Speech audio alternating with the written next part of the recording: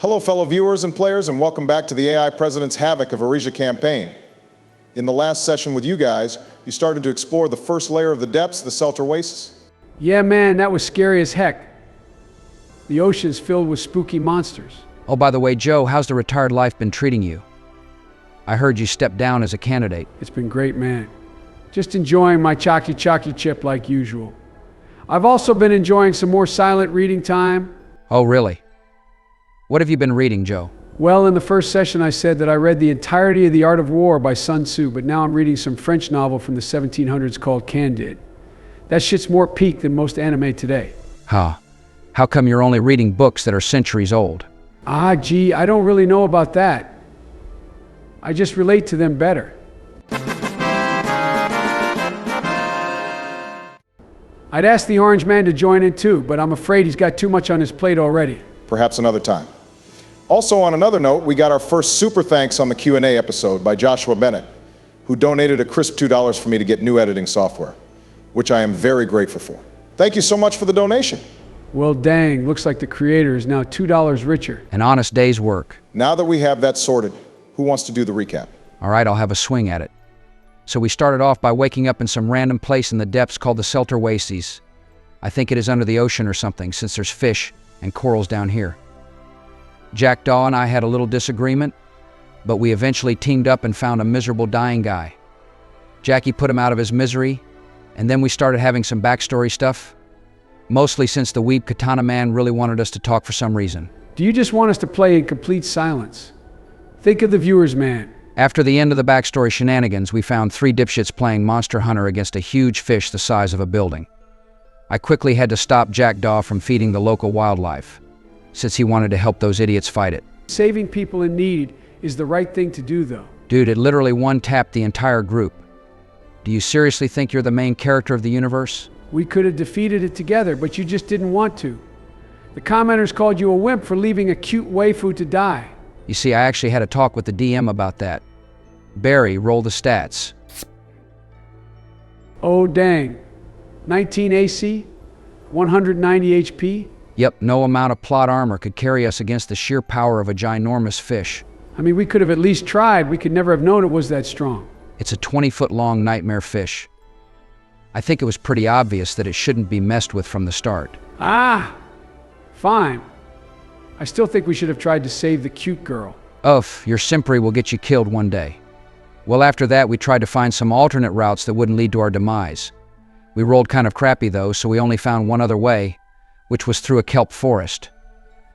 As we kept walking, we caught a whiff of a horrid smell, which turned out to be some soldier who was getting fried by a bunch of jellyfish. The guy could have given us some valuable info about this place, so we tried to chase off the jellyfish. The dice gods decided to instead throw me a nat 1, and my Seeking Frost dagger attack failed and also kind of stabbed Jackdaw by accident. Then suddenly, the jellyfish decided to puppeteer the knight's body with some magic stuff. Reminds me of that one Pixar movie, Ratatouille. Except instead of cooking food, it was cooking us. Well, yeah, that's basically how they did it. Except it was kind of more in vain with Metroid rather than Ratatouille. The fight was hard as hell, and we had to pull out some insane team combos in order to take it down. Jackdaw's new airborne teleport shit, combined with my mantras, ended up being instrumental in the fight. Pretty sure the knight would have mollywopped us otherwise. After some time in the fight, and Jackdaw receiving the Sparta kick of a lifetime, some squid guy called Squib Hoss popped up and had a casual chat with us. I don't exactly know who he is, but he's low-key chill. He ended up spectating our fight with the knight, and even played some sweet battle music for us. Just because of that, I forgive him for trying to beat me up back in session 2. Wait, he tried to what? It's kind of complicated, but Lionel managed to save the day by dance battling him. Barack. Is this true, or is he making shit up on the spot to mess with me? Nope, all true. Alright, after an awesome team combo where Jackdaw destroyed all of the loot with his finishing move, we had a little talk with Squib Hoss where he told us where we needed to go in order to escape to the surface. Before trying any of that, we needed to take a long rest, so we found a little cave to have a long rest in, which is where the session ended. I believe that's all. Thank you for the recap. I believe you've mentioned all the important information so far. Now, let's get this session started.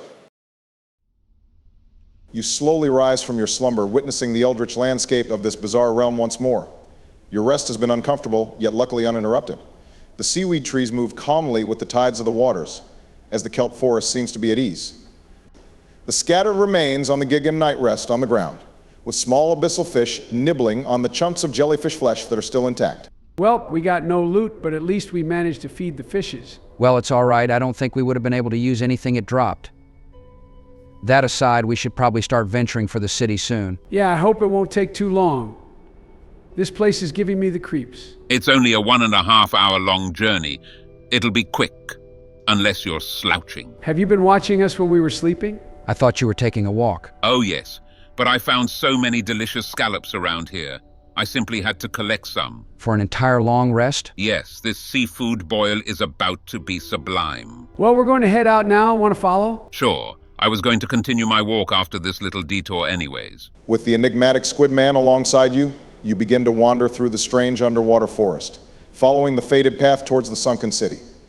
The lights in the sky shimmer with an ethereal glow, shining down a weak light to all which lay beneath it.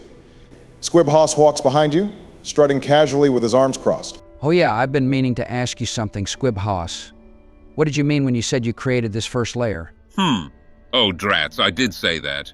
Well, how much do you know about the Southern Luminant? Jackdaw and Gervasius, roll a history check.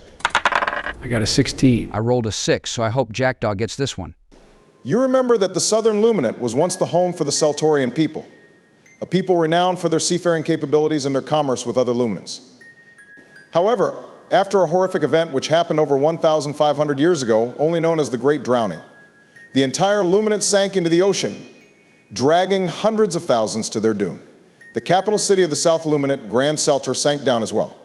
Many Seltorians lost their homes and were thus forced to migrate to other Luminants. Luckily, their commerce and renown made them accepted into most societies. The energy of the depths has been merged with the sunken remains of the Southern Luminant, creating a bizarre ecosystem of aquatic creatures. So that big city we're walking to has to be the sunken Seltor city, right?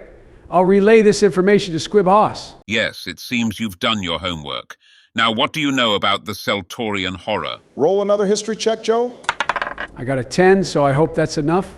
During the drowning, some survivors recalled witnessing a large sea monster, seemingly dragging the entire continent down into the ocean, meaning that this wasn't the work of the shifting tides or void sea drifts, like with Erisia. The origins or name of this creature is unknown to many, as it seemingly appeared out of nowhere. They instead refer to it as the Seltorian horror. Many notice massive pale tentacles, embracing the earth as the continent sank. A sea monster?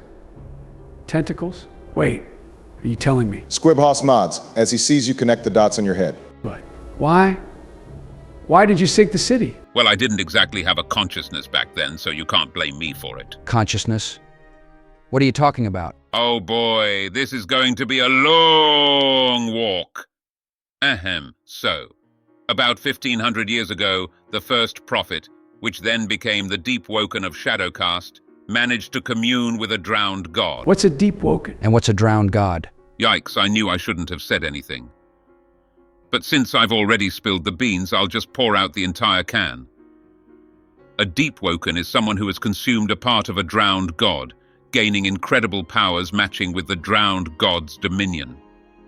Deep Wokens pass on the knowledge and techniques they've been granted to either followers or their offspring, and thus establish a new attunement.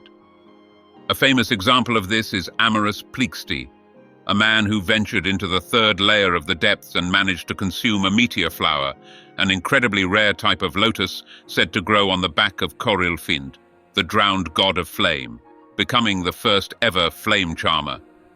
And a drowned god is a monstrous being which controls the natural forces of the world. Currently, they are all asleep, but if one of them were to wake, this world would cease to exist. Just like that. There are 9 of them in total, corresponding to the layers of the depths. So that's where the saying gods below comes from. What does any of this have to do with you killing thousands of innocents? Relax, we get there when we get there. So the first prophet, after quite a lot of effort, managed to strike a deal with the subconscious drowned god, Yun-Shul, the god of the shadows and the keeper of hearts. And that deal was quite simple. The drowned god would grant the prophet a piece of themselves, turning the prophet into a deep woken, and in return, the prophet would sacrifice the entire city of Seltor to the deep, expanding the domain of the drowned god, aka the ocean. Yunshul accepted these terms and granted the prophet powers beyond mortal comprehension.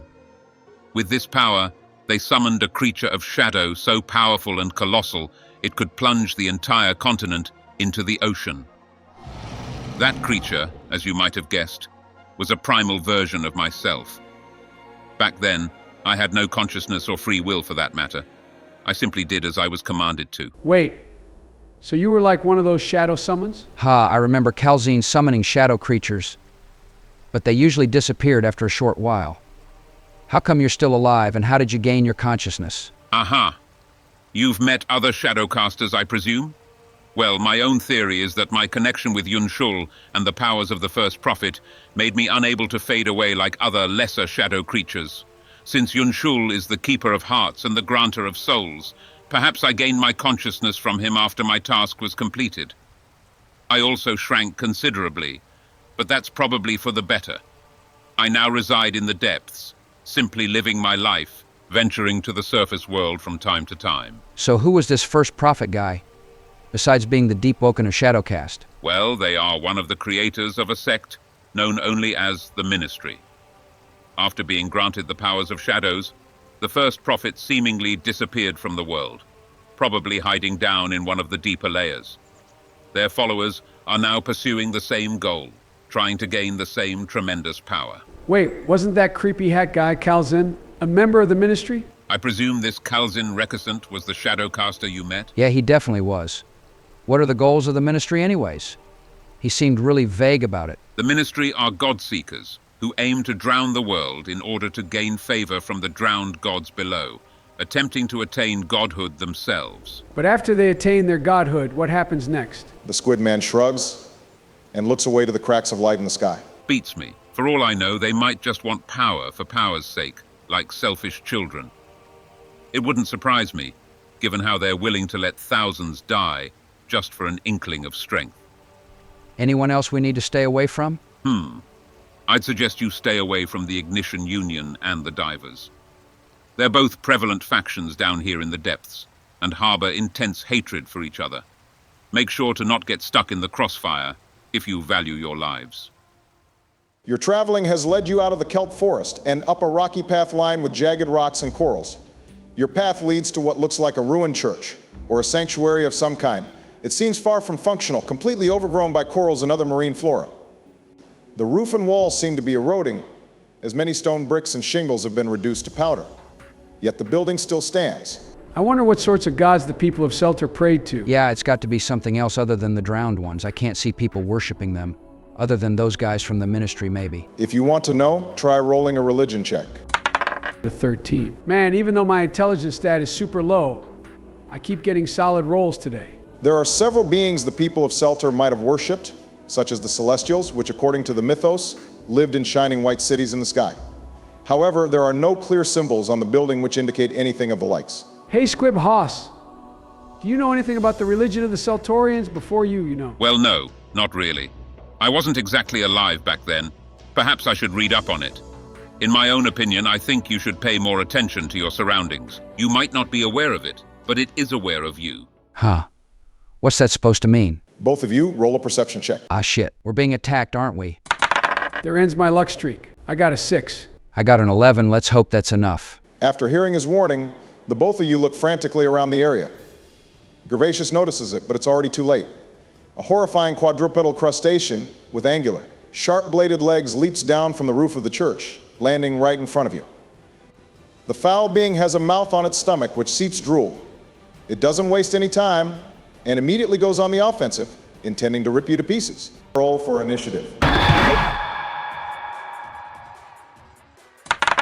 A 19 for me. Nice. I rolled an 11.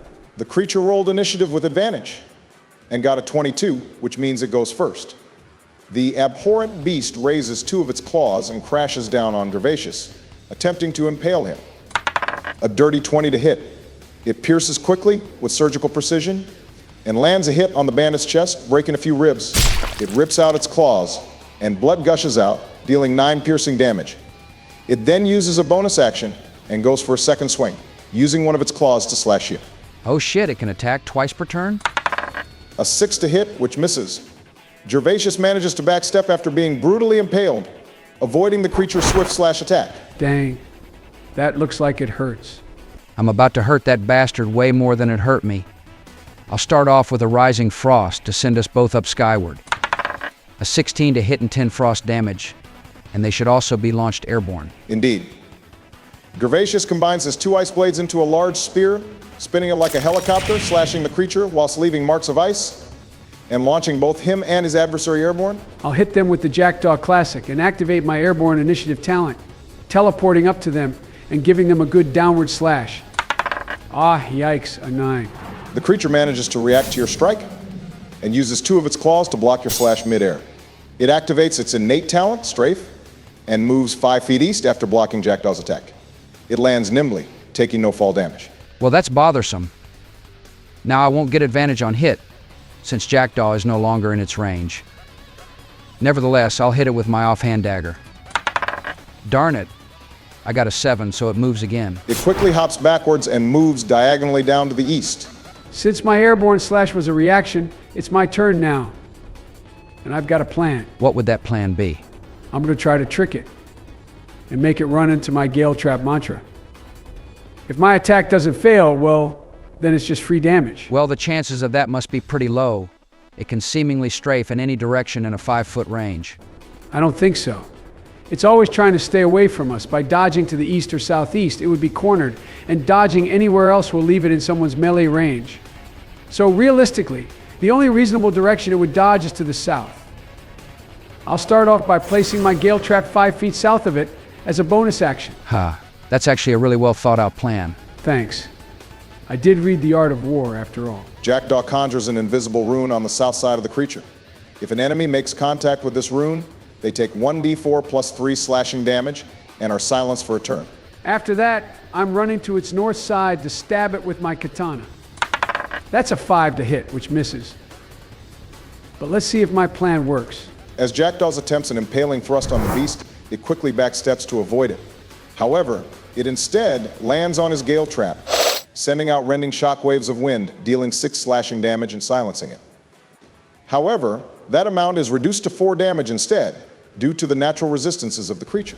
Speaking of that, we should probably analyze this thing to find out what its weaknesses are. Sounds wise. Who's got the best nature stat? Oh, then it's probably me. I have a +4 in that. I'll roll to identify this nightmare crab thing. Cool. I rolled a 23 on nature. Through your studies at the Isle of Vigils, you finally recognize this beast as a Terapod.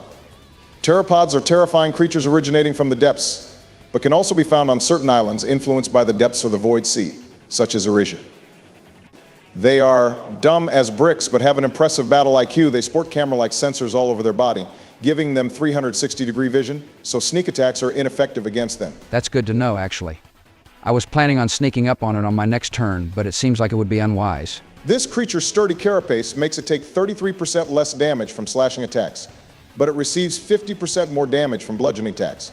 It takes normal damage from piercing attacks, and has no resistances or weaknesses to any elemental damage types. I don't think any one of us can deal bludgeoning damage, though. Actually, I can. When I hit someone with my airborne slash, I knock them to the ground, and then they take bludgeoning damage from the fall. Oh, that's actually true. All right, then let's just hit him with our classic combo. First, it's the Terapod's turn. After being tricked to dodge in the Jackdaw's Gale Trap, the foul creature lets out a choked screech and quickly scuttles to the west side of Gervasius to attack him twice. A 13 and a 19, so only one of those hit. However, the attack did. Oh wow, max damage, which is 13 slashing damage. The Terapod attacks Gervasius and uses its first slash as a feint, catching the rogue off guard and leaving a gap in his defense. It then delivers a brutal vertical swipe attack to the rogue, leaving a brutal laceration on Gervasius' torso. The silencing effect from Jackdaw's Gale Trap has now subsided. Damn, this thing hits hard. Why can't it attack Jackdaw for a change? Well, it apparently has a good battle IQ, so it probably knows which one of us has the lowest defenses. Fair enough.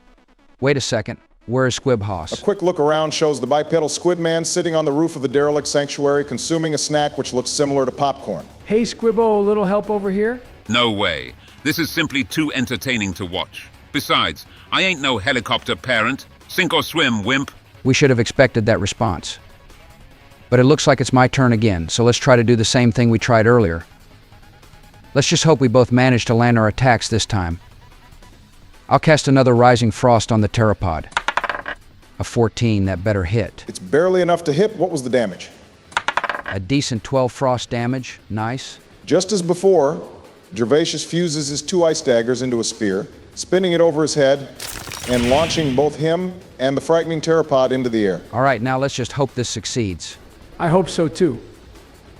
I'll activate my airborne initiative talent and teleport to the north side of the Terapod to combo this crab to pieces and knock it down. The Vigil Warrior closes his eyes and disappears into a gust of wind, teleporting high into the air next to Gervasius.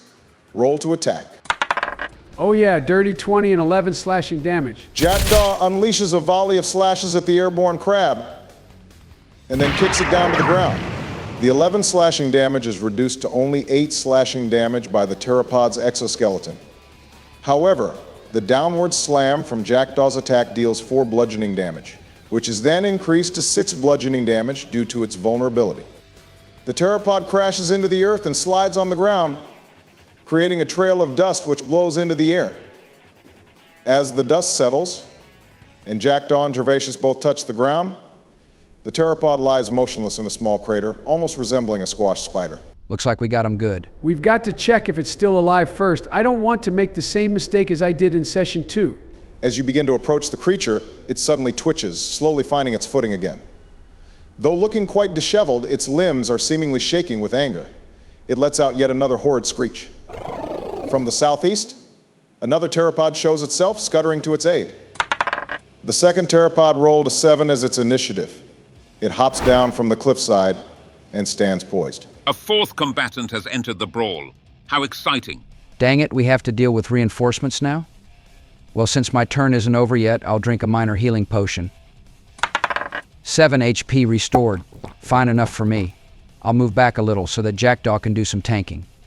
That's all for my turn. All right then, I guess I'll go all out against the injured Terapod so that we don't have to deal with both of them.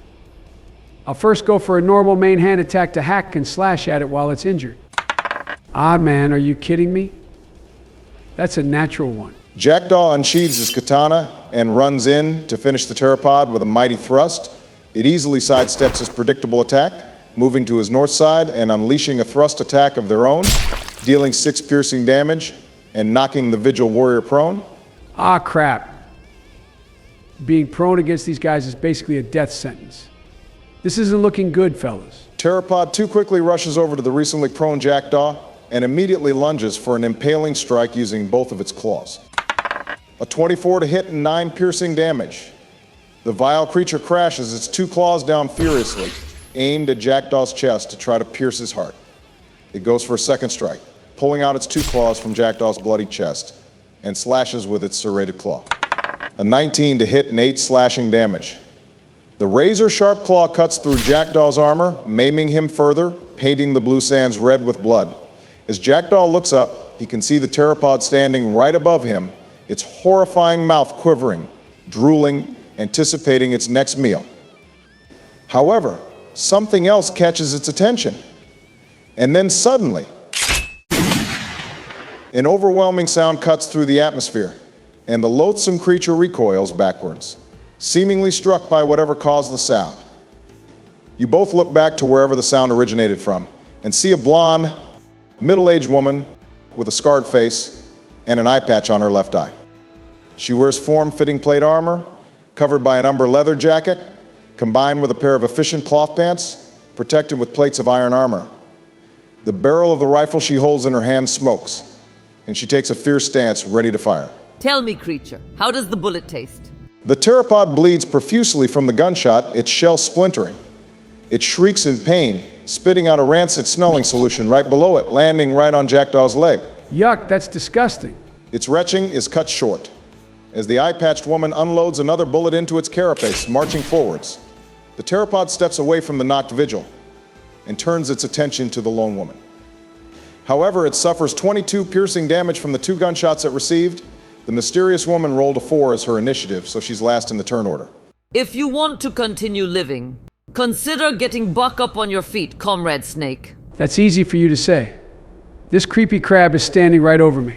It's now the first Terapod's turn, and they attempt to finish off Jackdaw with another perforation attack, raising its 2 claws high. Oh, come on, please miss, please miss. They rolled a natural one.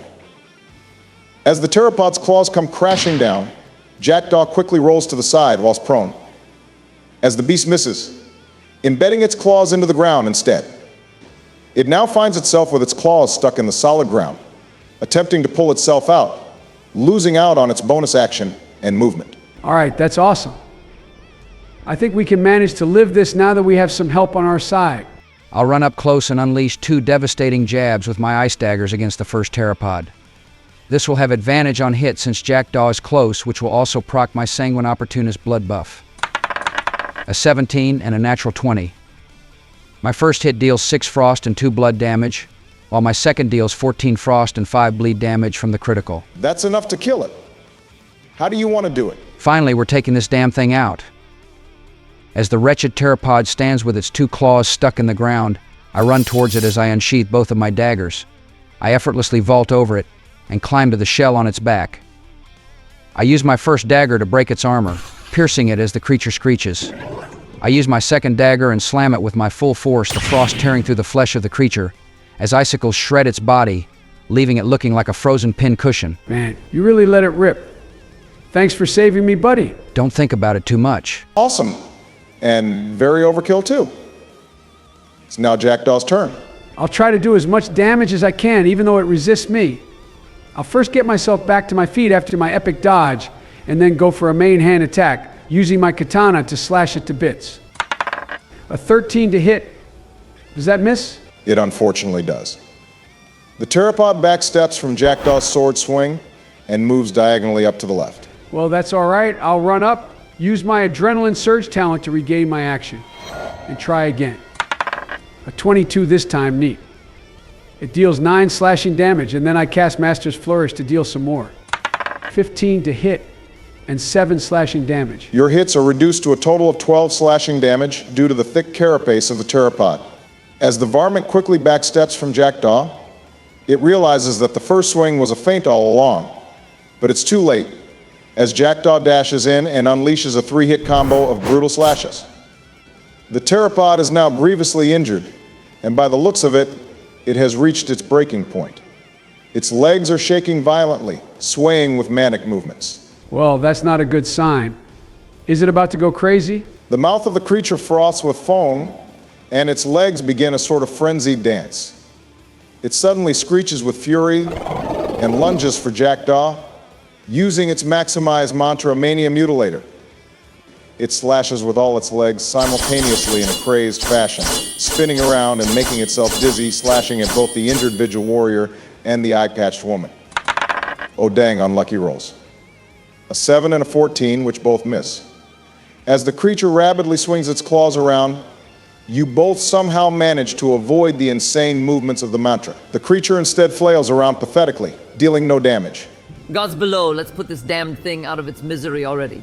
The woman grabs her rifle by the barrel and smacks the Terapod with the reinforced stock of her weapon. A 23 to hit and 13 bludgeoning damage, which is then increased to 20 bludgeoning damage by its weakness. She slams down with her rifle, shattering the carapace of the frenzied Terapod as it shrills from the immense pain. It falls on its back and helplessly moves its legs around in the air. It's only a concussion, you drama queen. What I'm about to do next is gonna hurt way more. The woman produces what looks like an incendiary grenade from her pouch and flings it towards the creature, aiming at its mouth. Don't worry. If this goes according to plan, you'll still get to keep your arms and legs, Snake Man. Wait, what? A 17 to hit and, oh Jesus, 29 fire damage, which is enough to kill it by a wide margin. The grenade flies into the helpless Terapod's mouth and it's unable to spit it out due to being on its back. The Terapod suddenly implodes, sending pieces of carapace and chunks of flesh into the sky as a pyre of flame rises from the mouth of its charred corpse. Jackdaw covers his face and luckily takes no damage. Combat is over, with an unnecessary overkill. Well, that certainly is a brutal finisher. Hey, Gary, could you lend me a potion? I'm pretty low. I think we both could take a short rest instead. I only have 4 of these small potions left. Oh yeah, that's smart. We need to preserve those potions for other scary stuff which might appear in the future. Good work, comrades. You seem to carry your own weight quite well. I didn't even have to use any mantras. What are your names? I'm Jackdaw Hashi. Just call me Gervasius. Pleased to meet you all. Say, have any of you spotted a group of 3 apprentice divers nearby? Those in blue. I heard they were supposed to be somewhere near the kelp forest, but I haven't seen them anywhere. Oh. Well, what do they look like? One blonde man, another black-haired man with a beard, and a dark-haired young woman. It was my mission to find them. Out of game moment, the 3 divers were the ones you let die to the Razor Fin, right? She's 100% their ally. We're gonna die. Yeah, they definitely were. Shit, man, I didn't know she could be looking for them. You seem to be awfully quiet, Iceman. Have you, or have you not seen them? Come on, you can be honest with me. She turns her gaze to Jackdaw as well. Do you know anything about the 3 divers, warrior? Well, I mean, we may or may not have seen 3 divers fighting a razorfin at the entrance of a cave, the one close to the kelp forest. Huh? Why are you telling her? I'm scared, man. Oh, really? What happened next? They were battling it, but they began to get eaten. And I tried to help them, but Gervasius told me it was a bad idea. Jackdaw, you fucking snitch. Okay, well, to be honest, we shouldn't have let them die like that. You're not legally obligated to tell her, you idiot. The woman now glares directly at Gervasius, her hands gripping her rifle. Say, Gervasius, is Jackdaw telling me the truth? No point in denying it anymore. Yes, I stopped Jackdaw from trying to save them, since we'd probably just die too. So in the end, they all died in the maws of the Razorfin.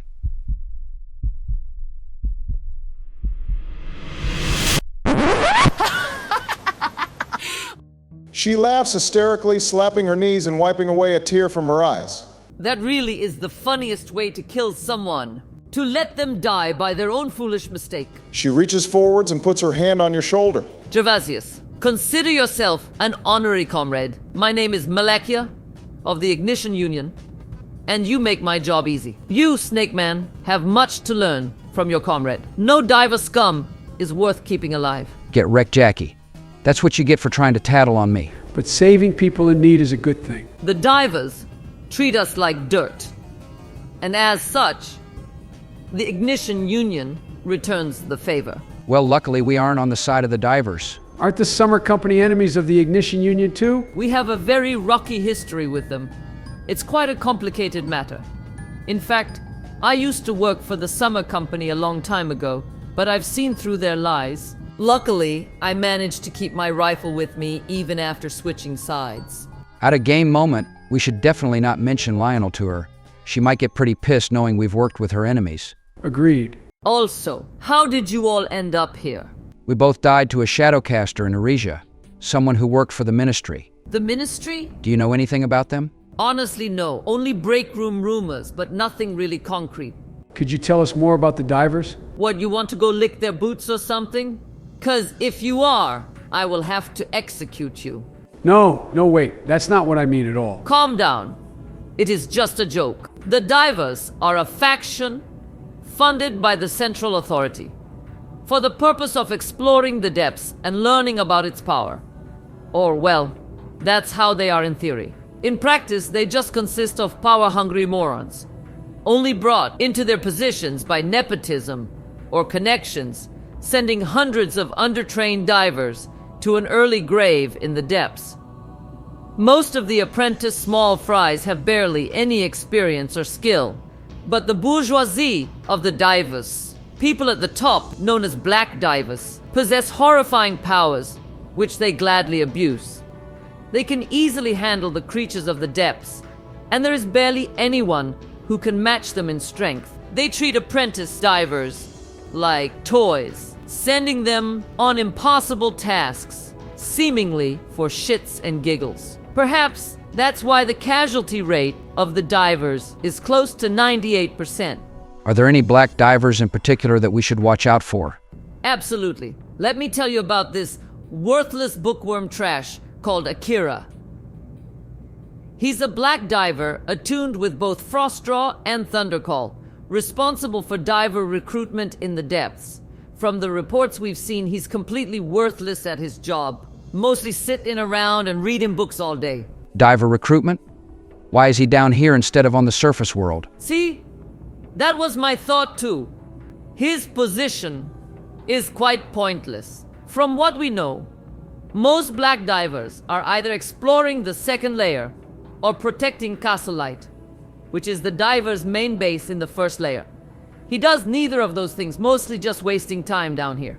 How hasn't he gotten fired or killed yet? And why should we watch out for him? Well, rumor has it that he only got to become a black diver because of his connection to the higher-ups. His father happens to be a black diver captain, so he most likely won't be fired, even though he's practically useless. The thing that makes him a threat is his damn resonance. A resonance? Yes, the damn bell on his hip. It allows him to instantly kill someone he looks at, popping their heads, but at the cost of his natural lifespan. He has barely any regard for human life, even other divers. If you even slightly annoy him, he'll kill you without a second thought, even if it drains his life. He is simply too ignorant to care about consequences. How did he even get something like that? That sounds incredibly devastating. I do not know much about resonances, other than that some achieve them in near-death scenarios in the depths. The circumstances for achieving a resonance appear to be quite vague. I've heard some strange legends about needing to be worthy in the eyes of the drowned gods in order to be granted one, but then how did that damn brat, Akira, get one? He's the least worthy person I could possibly think of. Is he strong without it too? We haven't seen any accolades of his fighting capabilities. Without his resonance, he might be a completely worthless fighter for all we know. Just make sure to watch out for him. He's an Etrian with white spiky hair and red slit eyes. He sounds like a prick. We'll make sure to avoid him. Oh, I have a question. Why did you save us? Well, I had been assigned 2 missions today. One was to exterminate the Terapods that had been lurking here, and the other one was to deal with the divers intruding on our territory. Luckily, the Iceman over here made it easy for me. So anyways, where are you all headed? We're heading to Selter City. We've heard that it's the only way out from here. You're heading for the Tower of Interstis, no? Just beware of the trial. I've seen many bright-eyed fools enter, but not many survive. Keep your wits about yourself. Thanks. We'll be ready for it. I'll be off to the Chariot Spire, the terminal for the Ignition Union down in the first layer. It's past the city, so if you don't mind, I'll tag along the ride. Sure, you can travel with us. Wait, could I check to see if Squib Haas is still here? Make a perception check. That's a 15, pretty decent roll. Your eyes quickly scan the area for the Squid Man, but in the end you find nothing. He was once sitting on the roof of the church, but he must have left after Malakia showed herself. However, you suddenly feel your stomach rumble, and so does Jackdaw's. That's right, we haven't eaten anything in like a day. Fret not, comrades. I happen to have 2 additional Ignition Union-approved rations with me. Here, consider it a token of gratitude for making my job easy. Also, don't try to eat anything from the ground here, unless you want to join the Mud Skippers. The woman reaches into the pockets of her leather jacket and produces 2 thin paper boxes, which she then hands to the both of you. Let us eat quickly. The scent of food attracts the beasts of the depths. Sure, I'm a bit of a fast eater myself. I'm not too fast at eating. I always get belly aches when I do. I'll open up my ration and see what's inside. As Gervasius pries open the ration, a harsh, greasy smell emanates from within. Inside the ration, you find a large portion of fatty fish, which looks incredibly dry, alongside some kind of goop, which resembles gruel or porridge. There are small yellow chunks of what looks like dried fruit placed on the porridge as some sort of flavoring. The meal may not be appetizing, but it looks nutritious enough to fill your stomachs. Yuck. Porridge? Well, food is food after all. That was my first reaction when I got to try my first ration as well. They need to have an incredibly long shelf life, since rotting food will attract parasites or mud skippers. Also, the poma fruit chunks are there to stave off scurvy. It's a surprisingly common cause of death down here. I know it looks nasty, but trust me, it tastes better the more you eat it. Well, let's eat. A celebratory feast for not becoming Terapod food. Aye, I'll feast to that, comrade. Fine, let's chow down already and take our short rest. You spend your short rest eating your rations by the ruined church. Malakia eats alongside you as well. The food is horrible taste-wise, but ends up being very nutritious, restoring 7 hit points on top of whatever you roll on your hit dice. I got a 7 on my hit dice, and with the +7 bonus, I'm almost full, at 26 out of 27 HP. I rolled a 10, and with the food bonus, I'm now at 21 out of 27 HP. See? I told you it wasn't so bad. Also, Barack, do the Terapods have anything we can loot from them? They do, actually. Gervasius walks towards the Terapod he himself killed, since, that's the only one that's still intact. You notice that you can rip out one of the claws. Interesting. I'll drag it off and check if I can use it for something. It doesn't require much effort to tear it off, considering one of your icicles has already severed the limb holding it. As you pick it up, you notice that it's quite heavy, weighing about 15 kilograms, or approximately 33 pounds. It sports an incredibly sharp serrated edge, which would make for an excellent curved greatsword if it had a proper handle, and perhaps weighing a couple kilos lighter. Can I stash this for later? I might not use it, but someone else could probably find it useful. Sure, your carry limit allows it. Wait, speaking of storage, I remember I still have this chest in my inventory. Gervasius, do you know how to lockpick? I do, actually. Could you show me the chest? Here you go. I've been carrying around this thing for a while now. This looks suspiciously like one of the boxes my bandits and I found back at Erisia. Man, what a crazy coincidence. Anyways, do you know how to open it? Let me try to pick the lock. Roll a dexterity check, along with the bandit class proficiency bonus. That's a 19, which is hopefully enough. Using some of your old lock-picking tools, you easily bypass the lock system on the chest. Inside, you find 3 rubies, a plain silver ring, and a scroll, which seems to be a schematic for a type of armor. That armor schematic seems to be interesting. Does the ring have any stats? This silver ring seems to increase your max mantra slots by 1. The armor schematic appears to be a recipe for a type of dark robe with black steel armor pads. An ingredients list is shown below. You could probably take this to a blacksmith in order to have them craft the armor for you. I'll gladly take the armor schematic.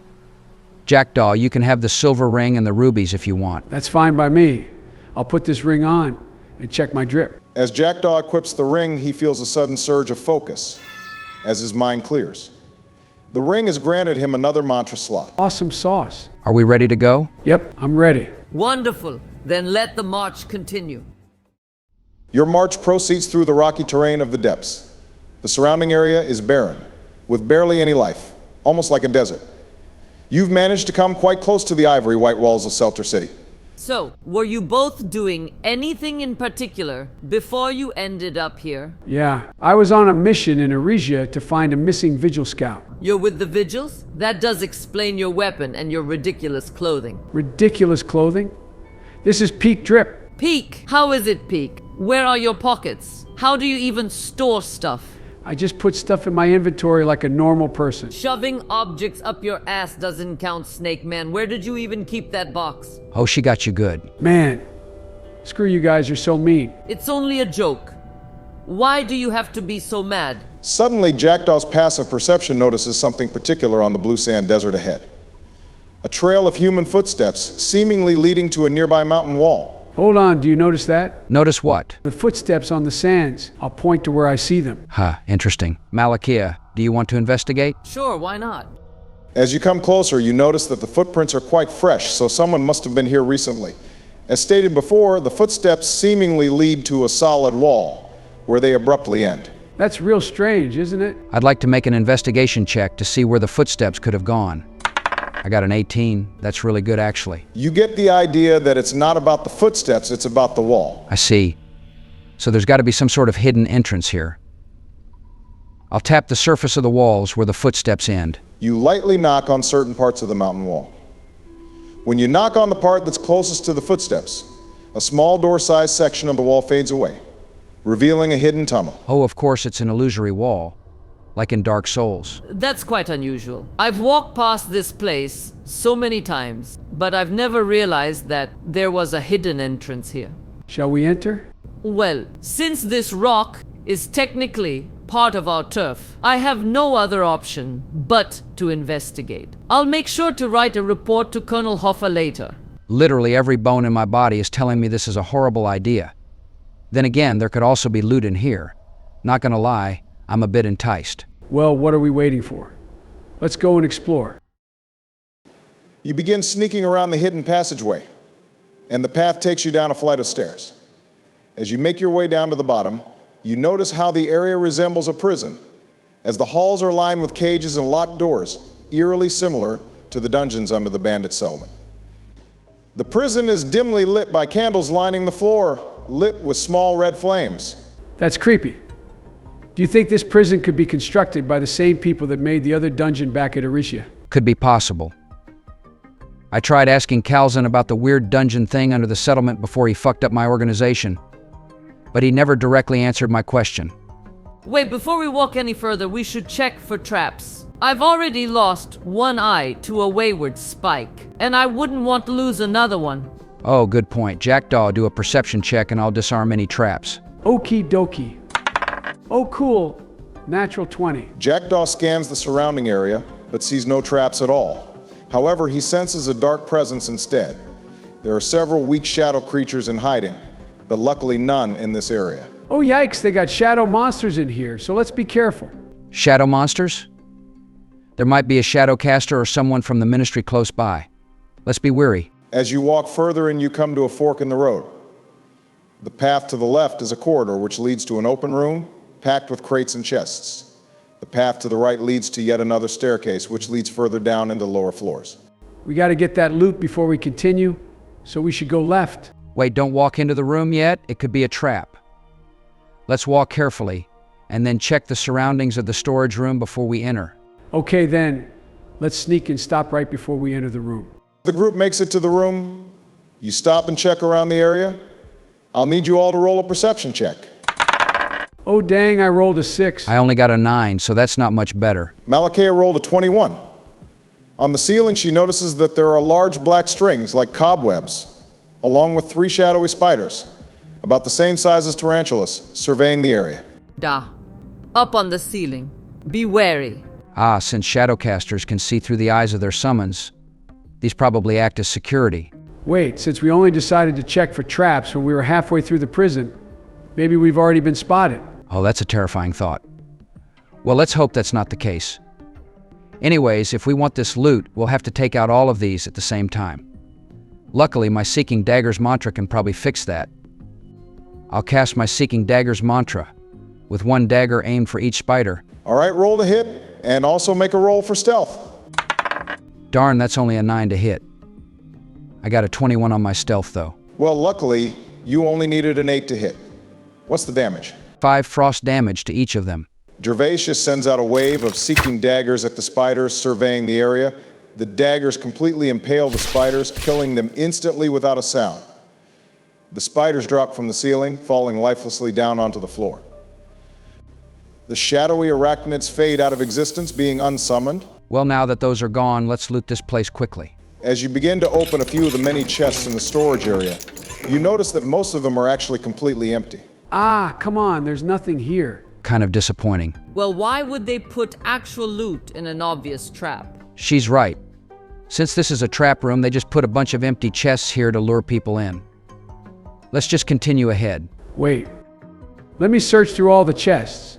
There could be a cheeky little item somewhere. Jackdaw persists in his search, opening every little chest he can find, with no luck, until he opens the last one. As he opens the chest, he is met with an ominous glow, emanating from a crimson red stone. As he lifts the stone up, he notices how red droplets of liquid begin to drip from the bottom, creating small splashes on the floor. However, no puddle is created, as the liquid simply fades out of existence once it makes contact. An ominous stone which constantly leaks blood. This is 100% cursed. On the positive side, a constant drip of blood is a pretty good source of iron, duh? Malakia, do you know what this is? I have no clue. Haven't seen anything like it. I'd like to make an Arcana check to see whatever this item could be. All right, roll ahead. That's a 12. Is it enough? The Vigil Warrior inspects the stone carefully, yet still doesn't understand its function. As he holds it in his hands, his mouth begins to suddenly feel incredibly dry before going back to normal again. I think I'll just put it in my pack for now. I don't think I should keep holding it. Yeah, that rock seems like a bad omen. Let's continue for now and try to be more sneaky. We're lucky to not have encountered anyone yet. Yeah, I was honestly expecting this place to have more people. The group makes their way down the spiral staircase to the right, walking slowly and carefully to avoid making any unnecessary sounds. As you make your way to the bottom, you are met with a large hall with a high ceiling held up by tarnished stone pillars. On the rough walls, you see statues of people, immortalized into the very walls themselves. They seem to represent something, yet their importance slips your mind as your eyes focus on what's in front of you. Ahead, you see an archway, which leads to a large stone table placed horizontally, enough to accompany at least 20 people. The table is lit up by small ceremonial candles, burning with a crimson flame. You begin to hear footsteps now as you approach, as several dark-cloaked individuals wearing tricorn hats and red blindfolds walk around, setting the table. Shit. Let's hide along the walls so they don't see us approach. You will all have to roll constant stealth checks if you want to go unnoticed. Okay, how about this? I'll go do the sneaking while you guys hide further back.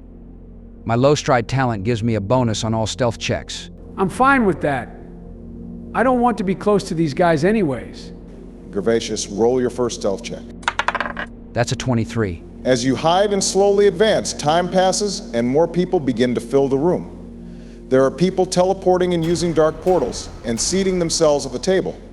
No one is talking, however you can hear silent murmurs and whispers as they begin to settle down.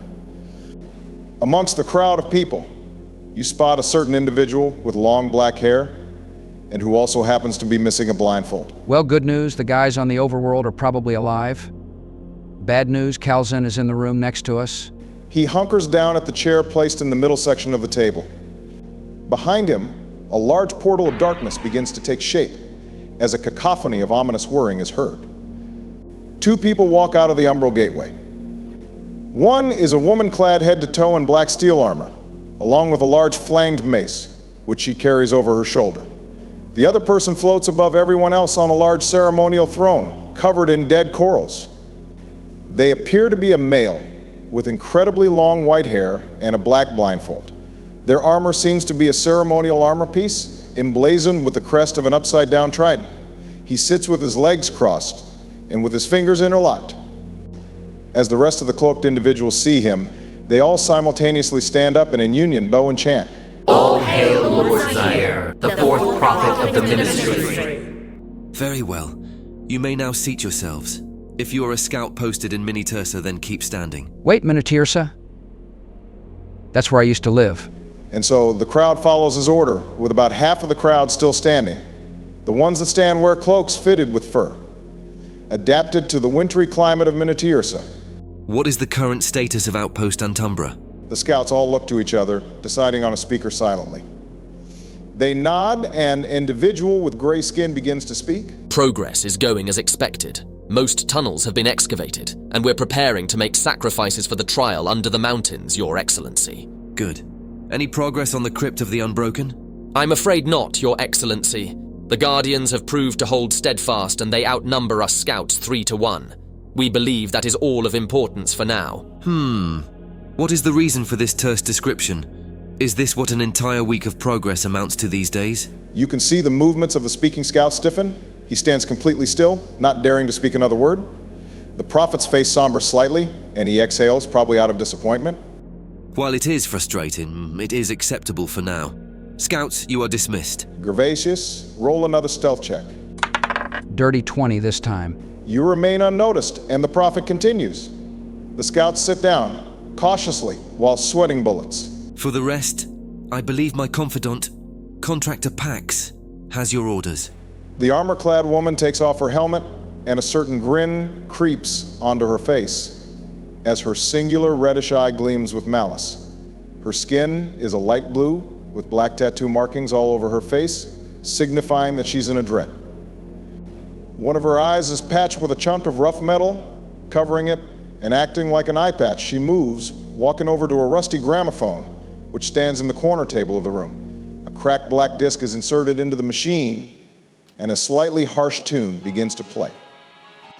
The playing of a harpsichord is heard loud and clear as the woman chuckles, looking over to the seated crowd. Now I don't need anyone standing up here, because I know that progress is going good.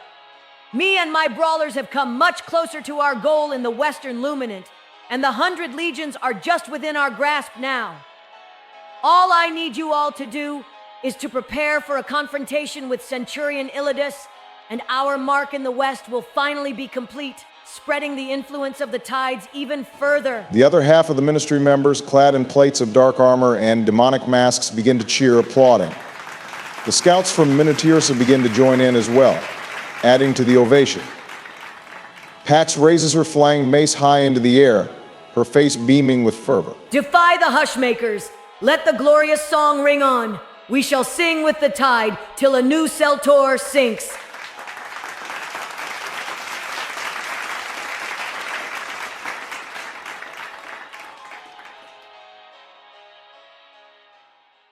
Beautiful. Now I believe my other disciple here has a worthwhile report ready from Erisia. Adjudicator Calzin, how is the search for the Forge of Sin proceeding? Unfortunately, I know nothing more than where it once was. It was supposedly kept in the Temple of the Forgotten Flame, but it appears it has already been stolen. Some of my sources point to the culprit being a certain Duke Ishamon of Erisia. The prophet leans slightly forwards in his throne, intrigued. It has been relocated. How interesting. Indeed. If his namesake is to be trusted, the forge is most likely safeguarded somewhere in Erisia. Most likely Upper Erisia, as I've already scanned most of the lower portions. A good lead. Any other news? Yes, actually. As Erisia has resurfaced, I found out that a group of bandits had built a settlement on top of an ancient ministry prison, that being Vault Obscura. I see. Was there anything of value left? Not exactly, no. It did function as a useful pen for a certain stray, which I managed to drain misery from and practice my techniques. A disgusting grin forms on his visage. Nasty bastard. Good thing you got your ass beat. Roll a stealth check, since you said that in character. Oh shit, that's right. A 19. We're still in business. Nasty one, aren't you? Why bother with torture? Just bash their face in. Unlike you, I enjoy the suffering of my victims, like a true shadowcaster. It's how we enhance our capabilities after all. Of course, you wouldn't know anything about that, since you're a nightblood-sipping cheat. That sure is a good excuse for your unchecked desires. Besides, I'd still beat your ass 4 times over, even without Nightblood. You might have risen the ranks a lil, but don't think you're hot shit just yet. Cease this idle chatter. Yes, my lord. Adjudicator, do you have anything else of value to bring? I do. I happen to find 2 people with Shadowcaster heritage hidden within them. Shadowcaster heritage? Yes, and I've managed to kill them both. One happened to be the leader of the bandit settlement I talked about earlier, a crossbreed between a Chrysid and a Keltorian, wearing a cobalt blue cloak. The other one was an albino Etrian male, wearing a Vigil Initiate uniform. Since they are both in the depths right now, we could perhaps capture them. Possibly. Shadowcasters are quite rare to come by these days unless they've somehow concocted Nightblood. I'll make sure to contact my assassins to drag them back to us. We don't want any Shadowcasters with a rogue lineage running amok here. What the hell is he talking about? You're both Shadowcasters? He said that we have Shadowcaster heritage. Doesn't that mean that we must have had parents that were Shadowcasters? I mean, it's not. Impossible now that I think of it. I never got to know my dad, and you never really knew your parents either. An unfortunate lineage, to be sure. The prophet continues. Also, Adjudicator, I've been meaning to ask you something. Why is your blindfold missing? Ah, yes. I dropped it when I traveled to the depths. The whirlpools, you know. The blindfolded lord leans forwards and gives a wry smirk. Sure you did. Just make sure to not die or lie next time, all right? Huh? How did you... The rest of the members look around, confused. The contractor attempts to conceal her laughter, holding her hand to her mouth. For the rest of you, you're all dismissed.